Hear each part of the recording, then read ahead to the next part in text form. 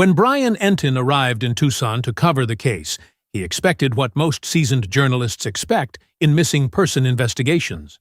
A timeline would emerge, a suspect pool would develop, a theory would begin to take shape. Instead, what he found was a void. Days turned into weeks. Weeks stretched into nearly 2 months. Still, there were no suspects, no arrests, no clear direction. Entin later admitted he thought there would surely be some kind of resolution within a couple of weeks. But the deeper he dug, the stranger the case became. This wasn't just a disappearance. It was a disappearance that defied every conventional pattern. In most abduction cases, there are telltale signs: forced entry through a broken door or shattered window, evidence of struggle inside the home. The witnesses who saw a vehicle that didn't belong in the neighborhood heard shouting, noticed something out of place. But here, there was none of that. No broken doors, no shattered windows, no evidence that someone forced their way inside Nancy Guthrie's home. Which leads to the first and perhaps most critical question in this entire investigation. How did the offender get in? When Dr. Ann Burgess examined the case, this detail immediately stood out. In her decades of studying violent crime and criminal behavior, she has learned that crimes don't just happen randomly. They follow patterns. They are built on decisions. Every decision an offender makes tells investigators something about who they are, what they know, and what they want. If there's no forced entry, then someone had to gain access another way. And that statement might sound simple, but it fundamentally changes the direction of the investigation. It narrows the possibilities dramatically. There are only a few ways someone can enter a home without breaking in. They are invited inside. They already have access through a key or code, or they enter when no one is present and wait. Each of these scenarios paints a very different picture. Each one points to a very different type of suspect. The first possibility is the most personal. Someone Nancy knew, someone she trusted enough to open the door for. But this creates an immediate contradiction. If the offender was known to Nancy, someone close enough to gain entry without force, why has no one been publicly identified as a suspect? Why hasn't someone in her immediate circle become the focus of the investigation? But why hasn't the case moved forward? The second possibility suggests planning. If someone had access through a key, a code, or familiarity with the property, that means preparation. It means they understood the environment. They knew the layout of the home. They knew how to move in and out without drawing attention. This level of knowledge doesn't come from a single observation. It comes from time, from repeated exposure, from careful study. And then there's the third possibility, the one that sends a chill through anyone who hears it. Someone was already inside when Nancy returned home. Waiting, watching, hidden. It sounds like something out of a thriller. But Dr. Burgess made it clear this isn't fiction.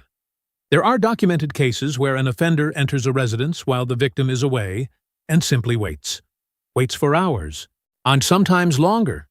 Studies the routines, learns the patterns, times everything perfectly. Imagine that scenario for a moment. Nancy Guthrie leaves her home to run an errand, perhaps something as simple as a quick trip to the store. While she's gone, someone slips inside. They don't rush. They don't panic. They position themselves and wait. When she returns, the trap has already been set. If that's what happened here, this wasn't opportunistic. This wasn't someone who saw an open window and acted on impulse. This was calculated. This was methodical. This was someone who planned every step. But the questions don't stop there. Even if we accept that the offender gained entry, we're still left with an even more puzzling problem. How did they get her out? Nancy Guthrie was 84 years old. According to her family, she struggled with basic movement. Walking presented difficulties. So how does someone like that simply vanish from their own home? She didn't run. She didn't escape on foot. She didn't walk away unnoticed into the surrounding area. Which leaves only one conclusion. She didn't leave on her own. This is where the case breaks away from typical missing person patterns. Abducting an elderly person is extremely rare. Not impossible, but rare. When investigators look at missing person statistics, elderly abductions rank among the least common scenarios. Most elderly disappearances involve medical crises, accidental wandering, or environmental exposure, not targeted removal, not planned abduction. And yet that appears to be exactly what happened to Nancy Guthrie, which raises the next critical question. Why her? Out of all the possible targets, why choose an 84-year-old woman? Someone physically vulnerable, yes. Someone unlikely to provide resistance, certainly. But also someone who offers very little in terms of typical criminal motives. She wasn't wealthy in a way that would make her an obvious ransom target. She wasn't involved in activities that would create enemies. She was, by all accounts, living a quiet life. This is where the case begins to take a darker turn. When a crime doesn't fit common motives, it often means the motive isn't common. There was one clue early on, one detail that briefly shifted the focus of the investigation, a mention of Bitcoin, a possible ransom element. At first glance, it appeared to be a financial crime, a kidnapping for money. But even that didn't fully make sense. In a typical ransom case, there are clear patterns, communication between the offender and the family, demands that escalate, proof of life to establish leverage, negotiation. But here, there was none of that sustained structure, no ongoing contact, no verifiable proof that Nancy was alive, no systematic demands that followed through. To Dr. Burgess, this raised immediate red flags. People don't just hand over money without proof of life, she pointed out. That simple truth dismantles the ransom theory. Without proof, there's no leverage. Without leverage, there's no real incentive for a family to comply with demands. Unless the ransom wasn't the real motive at all. What if it was a distraction, a staged element designed to mislead investigators and send them in the wrong direction? This is where criminal profiling becomes essential. When evidence doesn't align with expected patterns, you don't just look at what's present. You look at what doesn't fit. You examine the gaps. You question the inconsistencies. And in the case of Nancy Guthrie, there are significant inconsistencies. The lack of forced entry, the absence of a clear motive, the unusual victim profile, the incomplete ransom narrative, all of it points toward something deeper, something more intentional than a crime of opportunity. As the investigation continued, another troubling detail emerged. Blood was found inside the home and outside. Not a massive amount, not enough to immediately determine what occurred, but enough to confirm one thing. Something went wrong. Dr. Burgess stated it plainly. Something happened inside that house, and that statement carries enormous weight because it tells us the crime didn't begin outside the home. It began within. The blood tells a story, but it's an incomplete one. It raises more questions than it answers. Was the blood the result of an attack? An accident? A struggle that escalated beyond what the offender intended? And perhaps most importantly, if there was blood, why does the trail stop? There's no clear path, no continuous trail leading away from the house, no obvious direction of movement. It's as if Nancy Guthrie simply disappeared into thin air. That absence of answers is what makes this case so haunting. Not just the disappearance itself, but the complete lack of resolution. Investigators are working with fragments, pieces that don't fully connect, clues that hint at something but never confirm it. For law enforcement, and it's frustrating. For the family, it's devastating. For those trying to understand the mind behind this crime, it's deeply unsettling. Every crime reflects the person who committed it, their logic, their emotions, their intent. In this case, that mind remains completely hidden. But not for lack of effort. Behind the scenes, investigators are doing something most people don't see. They're not just looking forward at new evidence. They're looking backward, years backward. Because when a case doesn't make sense in the present, the answer often lies in the past. Old relationships, forgotten conflicts, long-buried grudges, things that may seem irrelevant at first, but suddenly become critical when viewed through the right lens. This is where Dr. Burgess introduces a theory that fundamentally shifts the entire investigation. It's a theory that moves the case away from randomness and into something far more personal. What if Nancy Guthrie was never the true target? What if this wasn't about her at all? What if she was taken to get to someone else? That idea may sound extreme, but in the world of criminal behavior, it's not unheard of. Sometimes the goal isn't the victim themselves. It's the pain their disappearance creates. It's the message their absence sends. And if that's the case here, this isn't just a missing person investigation. It's something much darker, something driven by emotion, something rooted in a motive that hasn't yet been uncovered. Nothing happens without a reason. That's a fundamental rule in criminal investigation. No matter how random a crime may appear on the surface, there is always a motive. Sometimes it's obvious: money, jealousy, and anger. Other times it's buried so deep it takes years to uncover. In the case of Nancy Guthrie, the motive may be the only thing that can solve it. When Brian Entin sat down with Dr. Burgess, he asked the question everyone had been thinking. Why would anyone do this? Why take an 84-year-old woman? Why choose someone physically vulnerable but strategically unusual? Why risk everything for a target that doesn't fit any standard criminal pattern? At first, the discussion circled around the obvious angle: money. There had been mention of Bitcoin, a possible ransom demand, a financial motive. But the more Dr. Burgess examined that theory, the more it began to fall apart. Real ransom cases follow a script. There's communication, pressure, proof of life. Most importantly, there's consistency. But the offender maintains contact because they need something from the family. They have to keep the negotiation alive. None of that existed here.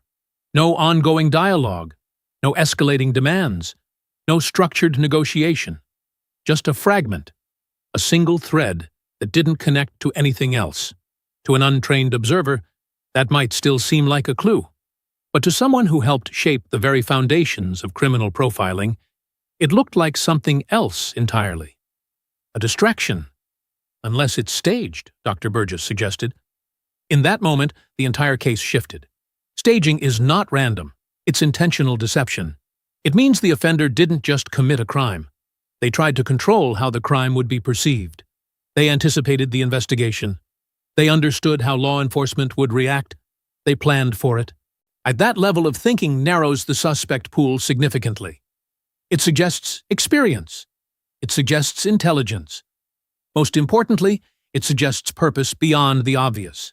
So, if it wasn't money, what was it? That's when Dr. Burgess introduced a possibility far more unsettling than ransom.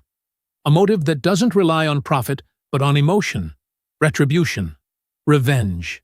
Not the kind that fades with time. Not the kind that burns out after a few weeks or months. The kind that waits. The kind that grows. The kind that holds on for years. You want to go down that line of possible motives, she explained. Retaliation. Getting even. At first, it may sound implausible. Revenge against an 84-year-old woman? What could she have possibly done to provoke something like that? But that question assumes something critical. And that Nancy Guthrie was the intended target. What if she wasn't? What if the real target was someone connected to her? This is where the case becomes deeply, disturbingly personal. In many crimes driven by revenge, the victim is not always the person who caused the pain. Sometimes they are simply the closest way to inflict it. Who in her orbit would be hurt the most? Dr. Burgess asked. That single question opens an entirely new avenue of investigation. Nancy Guthrie was not just an individual. She was a mother, a grandmother, a central figure in a family structure. Within that family, there are relationships, histories, connections that extend far beyond what the public sees. One name stands out: her daughter, a high-profile public figure, someone visible, recognizable, accessible in ways most people are not. Say, with visibility comes exposure. With exposure comes attention. And sometimes that attention is not positive. Over the years, public figures often receive letters, messages, communications that range from supportive to critical to outright threatening. Most of the time, these are dismissed, filed away, forgotten. They're considered part of the territory that comes with being in the public eye. But what if one of those messages wasn't empty? What if someone, somewhere, held on to that anger, nurtured it, allowed it to grow into something more dangerous? Dr. Burgess referenced cases where individuals carried resentment for years, sometimes a decade or more, before finally acting on it. Years of silence, years of waiting, Years of building toward a single moment. And when that moment comes, it doesn't look impulsive. And it looks calculated. Think about what that means in the context of this case. Someone who has been watching, observing, tracking routines, learning patterns, not for days, not for weeks, but potentially for years. That kind of patience is not common. It's not random. It's deeply personal. And if that's what happened here, then Nancy Guthrie's disappearance is not just a crime. It's a message directed at someone else. This theory also explains something that has puzzled investigators from the beginning. Why this victim? If the goal was money, there were easier targets. Younger individuals, wealthier individuals, people with fewer complications. But if the goal was emotional impact, if the goal was to hurt someone deeply, then the choice becomes clearer. You don't target the strongest point. You target the most vulnerable. And in many families, that's an elderly parent. Someone who represents history, love, connection. Someone whose loss would create the greatest emotional damage. This is not about logic. This is about psychology. And psychology doesn't follow the rules most people expect. As the conversation deepened, another disturbing layer began to emerge. The idea that this crime may not just be about revenge, but about control. Revenge alone is an act, a moment, a release, but control is ongoing. It lingers. It watches. It waits for the reaction. Imagine the person responsible for this, watching the news coverage, following every update, seeing the confusion, the fear, the unanswered questions, knowing they are the reason for all of it. That kind of psychological dynamic is powerful and dangerous. And it also explains something else that has troubled investigators: the lack of urgency from the offender. In most crimes, there's movement, action, attempts to gain something quickly, money, escape, leverage. But here, there's silence, no follow-up, no escalation, no clear next step, which suggests the goal may have already been achieved. If the goal was to create fear, that has happened. If the goal was to cause emotional pain, that has happened. If the goal was to send a message, that message has been delivered. And that's what makes this case so difficult to solve. When a crime is driven by emotion rather than necessity, there's no predictable pattern. There's no timeline, no script, no clear endpoint, just a single devastating act and the ripple effects it creates. But even within that complexity, there's one critical insight that stands out.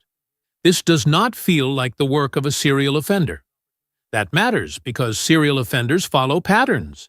They repeat behaviors. They escalate. They leave behind connections between cases that allow investigators to link them together. But Dr. Burgess made it clear. If this is personal, it may only have meaning to that one person, which means they may never do this again. Not because they can't, but because they don't need to. Their objective has already been fulfilled. That creates a chilling possibility. The person responsible for Nancy Guthrie's disappearance may be living a completely normal life, blending in, working, interacting with others, all while carrying a secret that no one else can see. And unless something changes, they may never be forced to reveal it. But there is one factor that could break that silence: time. Because as time passes, pressure builds. Mistakes happen. People talk. Connections emerge. If more than one person was involved, that pressure multiplies. Secrets are hard to keep alone and nearly impossible to keep together. 72 days have passed since Nancy Guthrie disappeared. 72 days of searching, of investigating, of waiting for the one piece of information that will make everything else fall into place. That piece hasn't come yet. But the investigation continues. The blood evidence is still being analyzed. The timeline is still being reconstructed. The possibility that someone Nancy knew, someone with access, someone with motive, is still being explored. And somewhere, whether they realize it or not, the person responsible has left behind something. So a trace, a connection, a moment where their carefully constructed plan wasn't quite perfect. Because no crime is perfect. No matter how much planning goes into it, there's always something left behind. Always a decision that creates a trail. always a moment where human behavior overrides calculation. The question is whether investigators can find it before it's too late. What happened to Nancy Guthrie may be one of the most perplexing cases in recent memory, but it's not unsolvable. Dr. Ann Burgess, a woman who has spent her entire career studying the darkest corners of human behavior, believes there are answers. They may be buried. They may be obscured by misdirection and staging, but they exist. And when they finally come to light, this case will reveal not just what happened to an 84-year-old woman in Tucson, but why. So the motive that drove someone to plan, to wait, to execute a crime that has left an entire community searching for answers. This is the case of Nancy Guthrie, a disappearance that defies explanation. A crime that challenges everything we think we know about motive and method. A mystery that has pulled in one of the world's leading criminal profilers and still refuses to be solved. But if Dr. Burgess is right, if this is about revenge and not ransom, if this is personal and not random, then somewhere in Nancy Guthrie's orbit, in the connections she had, in the family she loved, there is the key to understanding what really happened. The investigation is far from over. The search for answers continues, and the hope remains that Nancy Guthrie, wherever she is, will finally be found. If you've made it this far in our investigation, you're clearly invested in finding the truth behind what happened to Nancy Guthrie. This case needs visibility. It needs people asking questions and keeping attention on the facts that don't add up. The best way you can help is by subscribing to True Crime Dre and hitting that like button. Part 2 of this investigation is coming, and we're going to dig even deeper into the profile of who could have done this and why. Make sure you're subscribed so you don't miss it. This is True Crime Dre, and we're not done searching for answers. Time is both an enemy and an ally in a case like this. That's what Dr. Ann Burgess believes, and that simple truth may be the key to understanding what happens next in the investigation into Nancy Guthrie's disappearance. As days turned into weeks, and weeks stretched into more than 70 days, something became painfully clear to everyone involved. There were no obvious leads left, no suspect to follow, no clear trail to chase, no single piece of evidence pointing in a definitive direction. For most people, that would signal a dead end. But for investigators trained in criminal profiling, it signals something else entirely. A transformation. Because when the present stops providing answers, the only place left to look is the past. And according to Dr. Burgess, that past may go back much further than anyone expects. Years, maybe even decades. Because somewhere in that timeline, there may be a moment, a conflict, an incident that set all of this into motion. And until that moment is found, Nancy Guthrie's disappearance will remain more than a mystery. It will remain a story without a clear beginning. And this is where the investigation stands now. Not at a dead end, but at a crossroads. One path continues forward, waiting for new evidence to emerge. The other path goes backward, searching for patterns that have been hidden in plain sight all along. And if Dr. Burgess is right, the answer may already exist. Not in what investigators haven't found yet, but in what they haven't connected yet. Legacy cases are very important. When Dr. Burgess spoke those words to Brian Entin, she wasn't just offering general advice. She was pointing to a specific investigative methodology that has solved some of the most baffling cases in criminal history. A legacy case is not simply an old case. It's a past event that shares characteristics with the present one. A pattern, a behavior, a method that has appeared before, somewhere else, at another time. Because no matter how unique a crime may seem, human behavior tends to repeat. Criminals may change their targets, alter their tactics, adjust their approach, but the underlying patterns remain. The way they think, the way they plan, the way they execute. And if you can find a past case that mirrors the present, you can begin to understand the person behind it. This is exactly what investigators may now be doing with the Nancy Guthrie case. Not just looking at what happened in Tucson, but asking a much bigger question. Where has something like this happened before? Because what makes this case so difficult is also what makes it so revealing. It is rare, unusual, almost out of place. An elderly woman abducted from her home. No forced entry, minimal evidence, no clear motive. That combination doesn't show up often, which means when it does, it stands out. And standing out is exactly what investigators need, because it allows them to compare, to cross-reference, to build connections that aren't immediately visible. Dr. Burgess pointed to historical cases that, while different in detail, share something critical with Nancy Guthrie's disappearance: boldness. One of the most famous examples is the Lindbergh kidnapping, a crime so daring, so shocking, that it captivated an entire nation. A child taken from a home while the family was inside? At the time, it seemed unimaginable. How could someone get in and out without being stopped? How could they take someone so vulnerable from a place that should have been secure? And yet it happened. That case, like Nancy Guthrie's, wasn't just about the act itself. It was about what the act represented. A level of confidence, a willingness to take risks, a belief that they could get away with it. And that belief is critical because offenders who commit crimes like this don't act blindly. They act with intention. They study. They plan. They prepare. Which brings us back to the present. If the person responsible for Nancy Guthrie's disappearance demonstrated that same level of boldness, then this wasn't their first time thinking about it. Maybe not their first crime, but certainly not their first idea. And that's where the past becomes essential, because somewhere in the years leading up to this moment, there may have been signs, small incidents, unusual behavior, conflicts that didn't seem important at the time, a strange encounter, an uncomfortable interaction, a moment that felt off but was never reported.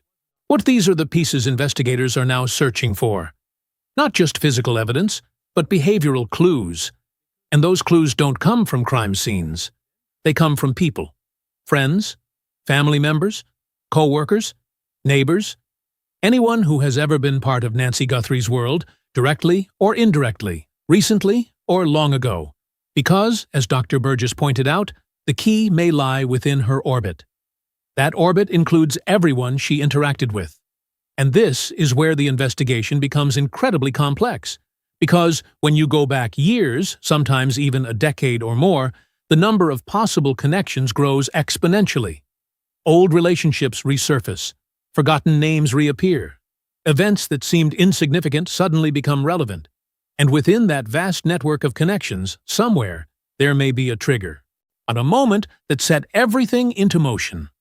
Brian Entin himself admitted that this perspective changed the way he viewed the case. "I hadn't thought about that," he said, when Dr. Burgess suggested investigators might need to go back 10 years or more. And the idea that a case could require that kind of historical investigation is not something most people consider. But for profilers, it's standard practice. Because human behavior is not limited by time. A grudge doesn't expire. Anger doesn't disappear. Resentment doesn't fade just because years have passed.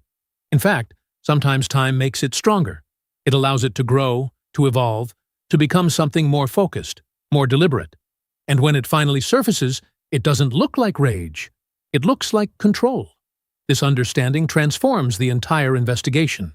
And because if the motive is rooted in the past, then the answer isn't in what happened recently.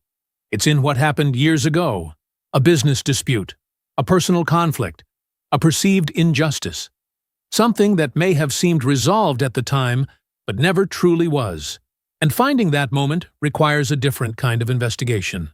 One that goes beyond physical evidence and into the realm of memory, documentation, old records, forgotten conversations.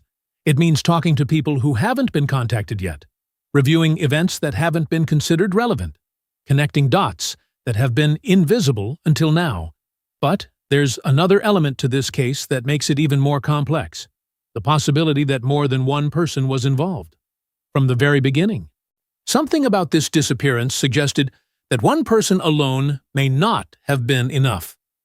Think about what would be required to carry out a crime like this: entering the home undetected, controlling the victim, removing her from the house, transporting her without being seen.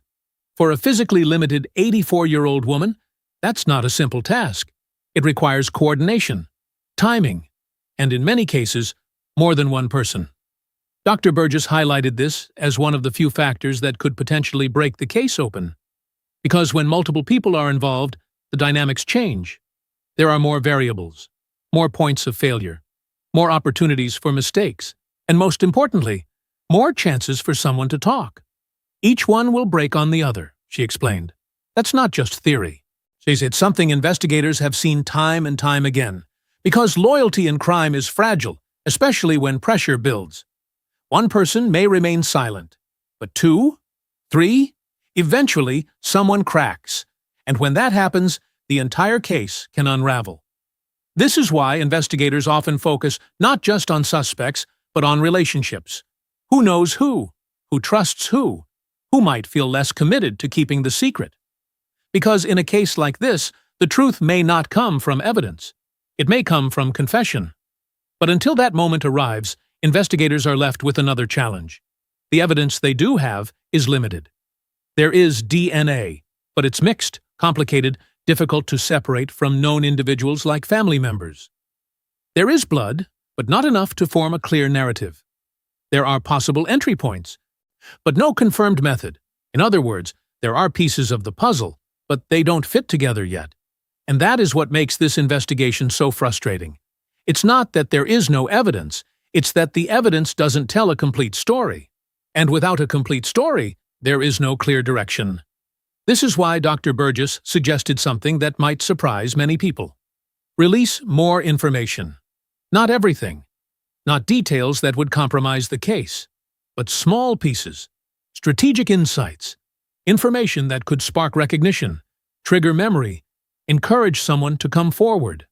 Because sometimes the public sees what investigators miss. A detail that seems insignificant to law enforcement may be meaningful to someone else. A description, a behavior, a pattern, something that connects to a memory buried in the past. And when that connection is made, it can change everything. But releasing information is always a risk, because it also gives the offender insight. It tells them what investigators know, what they're looking for, what they're missing. And in a case like this, where the offender may already be calculating and patient, that risk becomes even greater. So investigators walk a fine line. Reveal too little and the case stalls. Reveal too much and the offender adapts. Somewhere in between is the balance that could break the case open. But even with the right strategy, there is one truth that cannot be ignored. Time is both an enemy and an ally. As days turn into weeks and weeks into months, memories fade. Evidence deteriorates. Leads grow cold. But at the same time, pressure builds. The longer a case remains unsolved, the harder it becomes to maintain silence, especially for those involved. Because living with a secret like this is not easy. It creates stress, anxiety, fear of being discovered. And eventually, that pressure has to go somewhere. It may come out in conversation, in behavior, in a mistake that seems small but leads to something bigger. And when that moment comes, investigators have to be ready. Ready to connect the dots. Ready to act. Ready to finally bring clarity to a case that has remained in the shadows for far too long. Because somewhere in the past, in the relationships, in the forgotten details, there is an answer. And when it is found, it won't just explain what happened to Nancy Guthrie. It will reveal why. And in this case, the why is everything. Yet by the time a case reaches this point, it is no longer just an investigation. It becomes a waiting game. Not just for evidence, not just for leads, but for something far more unpredictable. Human behavior. Because when logic runs out, when physical clues stop pointing in any clear direction, there is only one place left to look. The mind of the person who did it.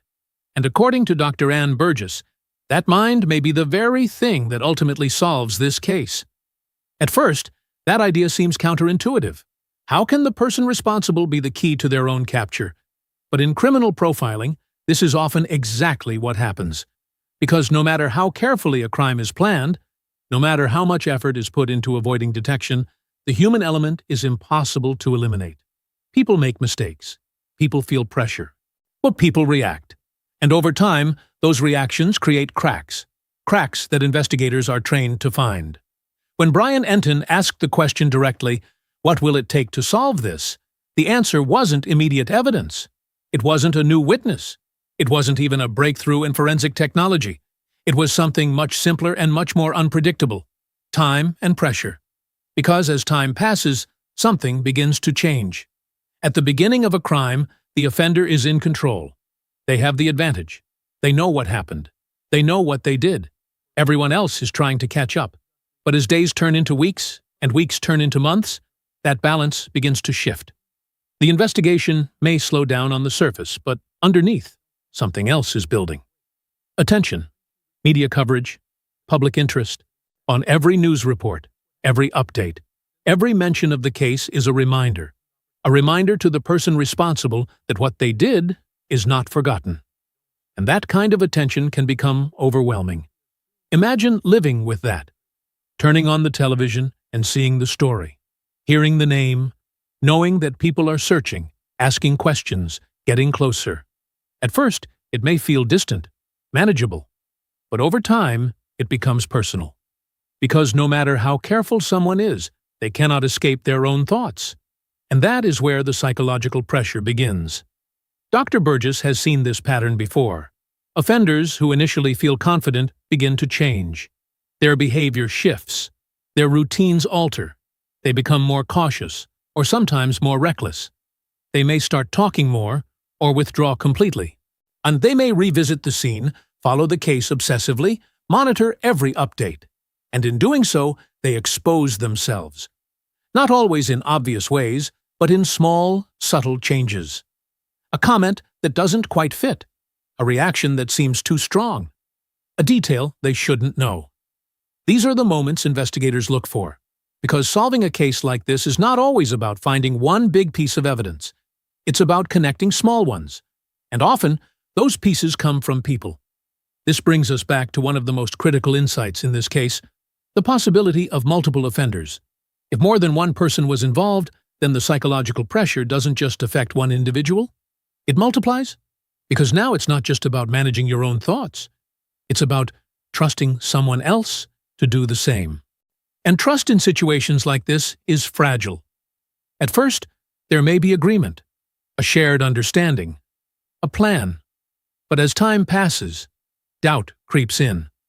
What if the other person talks? What if they make a mistake? What if they're already being watched? Those questions don't go away. They grow louder, and eventually, they demand an answer. This is why, in many cases involving multiple offenders, it is not the evidence that breaks them. It is each other. One person begins to feel the weight, the pressure, the fear, and in a moment of weakness, they say something. Maybe not everything, maybe not right away, but enough. Enough to create a lead. Enough to start a chain reaction. And once that process begins, it is very difficult to stop, because every new piece of information leads to another, and another, until the entire structure collapses. This is why Dr. Burgess remains confident in one key point. This case will be solved. Not necessarily quickly, not easily, but eventually. Because even the most carefully planned crime cannot account for everything. There is always something left behind, a detail, a connection, a mistake. And as long as investigators continue to search for those details, the possibility of resolution remains. But there is another side to this case, one that is often overlooked: the victims. Not just Nancy Guthrie, but the people left behind. Her family, her loved ones, those who wake up every day without answers. For them, this is not an investigation. It is a reality filled with uncertainty, fear, and unanswered questions. What happened? Why did it happen? Is she still alive? And these are questions that don't fade with time, they grow stronger. And according to Dr. Burgess, there is no simple way to move on from that. You don't move on, she explained, because when a case remains unsolved, it doesn't end, it lingers. Every new piece of information, every rumor, every possibility becomes something to hold on to. Hope, fear, speculation, all existing at the same time. This is why support becomes essential, not just from investigators, but from others who understand. People who have experienced similar situations, who know what it feels like to live without answers, because in those shared experiences, there is something powerful, connection. And sometimes that connection leads to something more: ideas, insights, even breakthroughs. Because when people come together, they see things differently. And they notice details others might miss. They ask questions others might not consider. And in rare cases, they find answers. But even with all of that, even with time, pressure, and persistence, there is still one question that remains. What kind of person does something like this? Not just someone capable of committing a crime, but someone capable of committing this crime. Taking an elderly woman from her own home without leaving a clear trace. It requires more than opportunity, more than motive. It requires a certain mindset, one that is patient, controlled, deliberate. Someone who can plan, wait, execute, and then disappear. Not physically, but behaviorally. Blend back into normal life. Avoid attention. Maintain composure. That is not easy, but it is possible. And if that is what has happened here, then the person responsible may be closer than anyone realizes. Not hiding in the shadows, not running, but living, working, interacting, watching. And that may be the most unsettling part of all. Because it means this case is not just about what happened in the past. It is about what is happening right now. Somewhere, someone knows the truth. They know what happened inside that house. They know how Nancy Guthrie disappeared. They know why it happened. And they are the only ones who can bring this story to an end. But until that moment comes, until the silence is broken, until the truth is revealed, the case remains open. Not just in the eyes of investigators, but in the minds of everyone following it. Because this is more than a mystery. It is a question that demands an answer. What really happened to Nancy Guthrie? And when that answer finally comes, it won't just close a case. It will expose a truth that has been hidden in plain sight all along. Dr. Ann Burgess has spent her entire career studying the darkest corners of human behavior. She has interviewed serial killers. She has analyzed the most complex criminal minds. She has helped solve cases that seemed impossible. And she believes this case will be solved. Not because the evidence is overwhelming, not because the investigation has been flawless, but because of something far more fundamental: human nature. No matter how carefully someone plans, no matter how much control they think they have, they cannot control everything. They cannot control time. They cannot control pressure. And most importantly, they cannot control the people around them. Eventually, something breaks. A conversation, a relationship, a moment of weakness. And when that happens, the entire carefully constructed facade collapses. This is what investigators are waiting for, not hoping for. Waiting for, because they know it will come. It always does. The question is not if, the question is when. And when it does, Nancy Guthrie's family will finally have the answers they deserve. The community will finally understand what happened, and the person responsible will finally face the consequences of their actions. Until then, the investigation continues. The search goes on, and the hope remains that somewhere, in the evidence that has already been collected, in the relationships that are still being examined, in the past that is slowly being uncovered, there is the key that will unlock everything, because this case is solvable. The pieces exist. They just need to be connected. And every day that passes brings investigators one day closer to making those connections. Every interview conducted, every piece of evidence analyzed, every relationship examined, every timeline reconstructed. All of it is building toward something. A moment when everything suddenly makes sense, when the fragments come together, when the picture becomes clear. And on that day, the mystery of Nancy Guthrie's disappearance will no longer be a mystery. It will be a solved case, a closed chapter, a truth finally revealed. But until that day comes, we continue to search, to question, to analyze, to remember. Because Nancy Guthrie deserves answers. Her family deserves closure. And the truth, no matter how long it takes to emerge, deserves to be told. This is the case of Nancy Guthrie, on a disappearance that shocked a community. An investigation that has challenged some of the best minds in criminal profiling. A mystery that continues to unfold. But not a mystery without hope. Because somewhere, the answer exists. And one day, that answer will be found.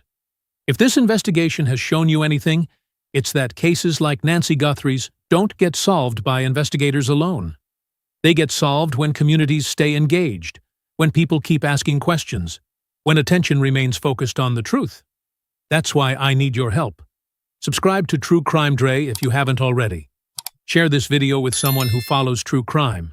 Leave a comment with your thoughts on what Dr. Burgess revealed. The more people discussing this case, the harder it becomes for secrets to stay hidden. And if you know anything at all that might be relevant to Nancy Guthrie's disappearance, contact the Tucson Police Department. Sometimes the smallest detail breaks the biggest case. This is True Crime Dre, and we'll keep following this story until answers come. Because they will come. It's only a matter of time.